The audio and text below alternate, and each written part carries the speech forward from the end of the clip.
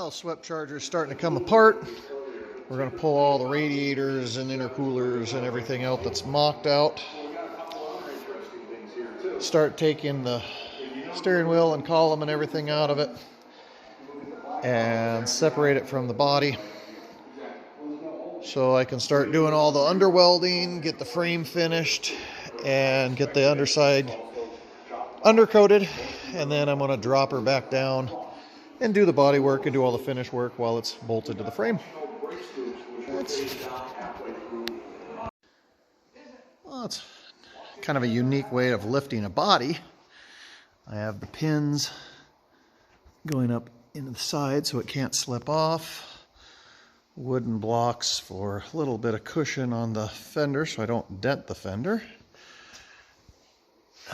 I've lifted this up before, kind of pushing up underneath, but there's not enough support on the lower section of the body. And then it's a little tippy because it's so narrow, and I still have the top on. I actually left the hood on purpose for just a little bit of balance. But I think with the spacers like that, that should allow me to get it up high enough where I can grind on it, work on it, and have it very safe and secure.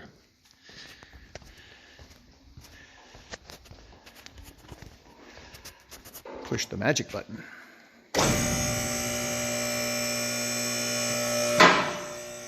I like it. All right, she's in the air. Your ass. Let's go.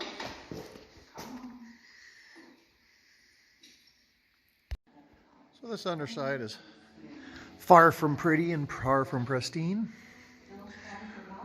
We are not going to be sandblasting and making it beautiful and perfect, by far. We are probably going to spray foam gaps like that after I throw a rust inhibitor in there, and seam seal some of the really horrible edges, and then undercoat it and throw it on the frame.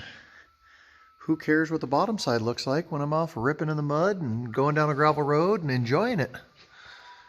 This is supposed to be to have fun. Doesn't need to be perfect. We have a fair amount of scraping and cleaning, and I still find it amazing. 1966 undercoating. I mean, it's hard, but how well it's somewhat still stuck. You can just start scraping on it. I'm living in here.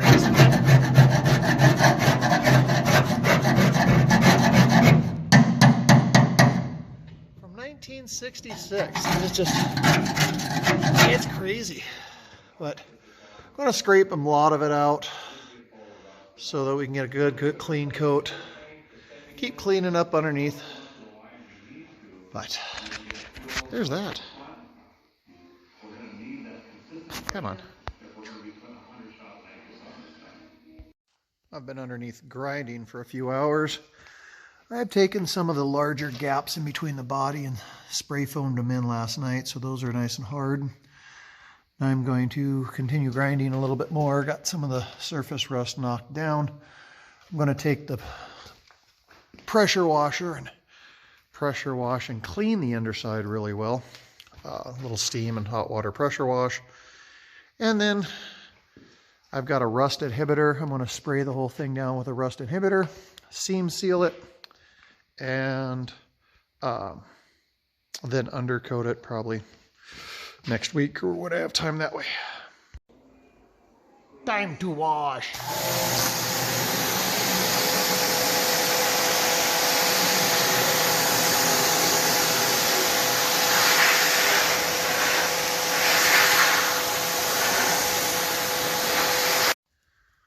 Well, that got her clean.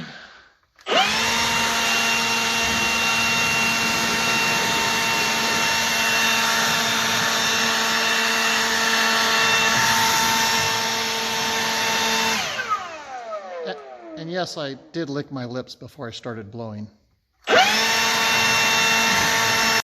All right, the bottom side is all dry. Now we have all this surface rust. And I've used this stuff before. It's like a rust converter. I don't know. It's got to be better than nothing, better than just a primer.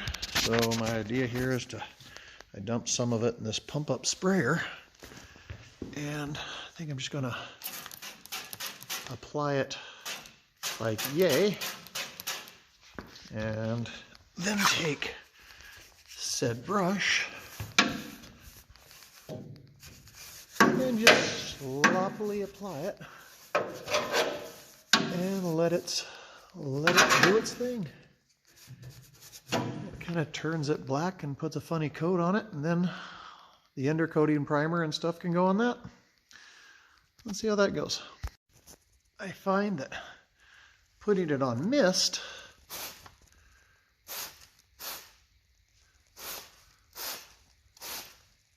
actually puts it on really nice. And then just brush it out. It's really nice to see under this car. So much light. I know I've said it a million times, but God, I love this light in the floor. Kind of having fun blowing this stuff around. And the bed of this is quite rusty, which we're going to be sandblasting the inside, and I'm going to be spraying it with bullhide bedliner, and we're going to bedline the entire interior. But I just want to see here. Oops, open this up a little bit. I'm going to brush this on, and it's kind of amazing how within a few minutes it turns it black.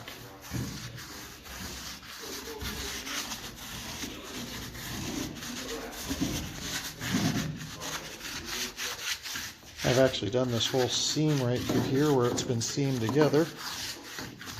What I kind of like about it, it's so water thin, you can really spray it between the seams of the metal and let it kind of bleed through the open rusty seam.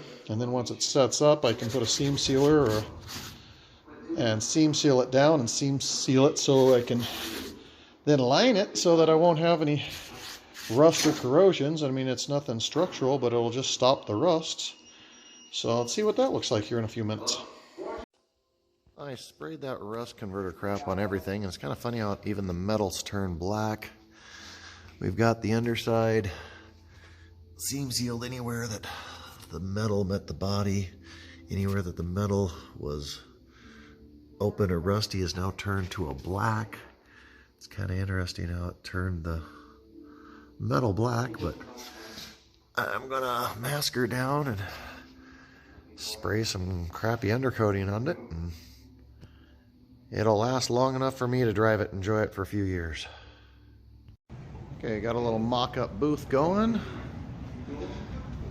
We'll try some of this cheap shit here.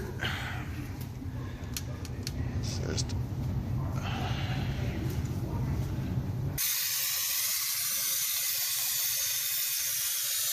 that needs to get taped down.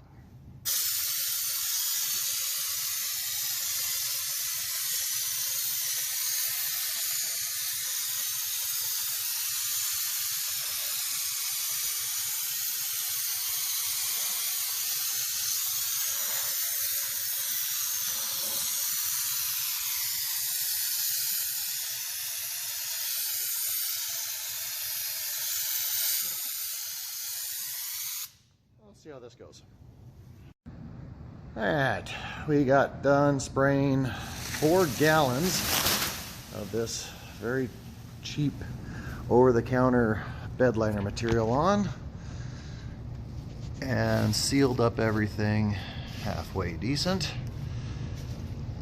Now, let me stress, is this as good as any spray and bedliner professional material that you can buy somewhere or have somewhere done? Absolutely 100% no.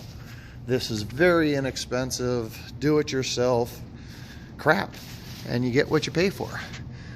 If I wanted a good high quality 2-part polyurethane sprayed by a professional. They'd have to put this in a hoist and do a bunch of stuff. This just gets it done at home. Is it better than the rust and bare metal and garbage that was down here? Yes. Is it spray-on bedliner? No. It's hopper spray, out of a can, single component, garbage. Good enough for the underside of a car to get muddy, rocks thrown on it, and everything else. But I'll get her demasked, get the frame ready, and she'll be ready to put on once she's dry.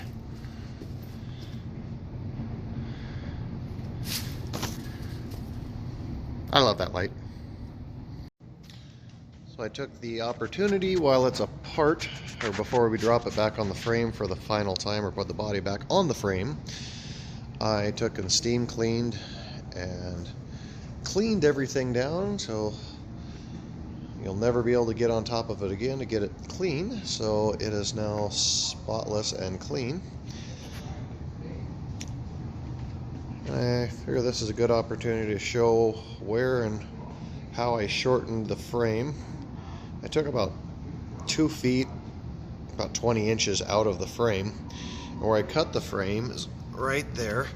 You can see that weld, and then I did I cut that direction and then that way.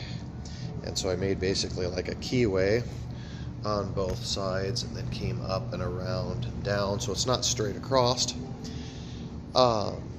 And I cut the frame. This is a torsion front end, and so the rear torsion, the torsion bars mount there. So basically from the transmission that way, I can't cut the frame. That has all the suspension and everything tied into it. And then this direction, where the spring mounts to the rear axles to keep that square, that has to be mounted solid. And the flattest part of the frame was from there through there.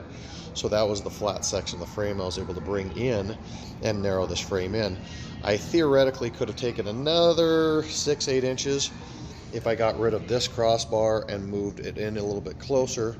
But to be honest, I wanted to use the factory fuel tank, so I brought it till I had a good little gap between the fuel tank and the transfer case. And that was what basically gave me the decision for the size of the frame, and that's what I did to cut the frame down. And then I basically made the body to fit this frame. Once I put the cab on the front, I made everything else to fit this. I actually think it's going to give me a nicer ride, because it's a little longer than an actual Ram Charger, but it's shorter than a short box standard cab truck. It's kind of best of both worlds, I hope. I rattle canned and threw a little bit of paint on top of the frame where, you know, never going to get to it again, because basically we're going to drop the body on. I'll do that tomorrow, put the body on it, and then she'll be ready for body work, and then buttoning her up. That's that. One more thing on the underside of that. All right. Well, she is back together and bolted down, so the body is now part of the frame, in my mind, forever. So it is now down and on. Took some persuading, doing this by myself, to get it to line right back in with all the bolts, but we got proper body mounts and cab mounts and rubber bushings and everything under everybody. So it's very nice that everything's tied in and bushing down and everything all the way down. So, there's that. I did have to cut out that panel right there, because I did put this hitch in the frame, and I welded that in and braced and bolted that in. Oops, down here. And that's all now part of the frame, so this little guy will be able to pull a trailer if I want to. So there it is. He's one piece. So I'm going to move the shop around and start doing grinding and body work and hammer and dolly and lots of mud.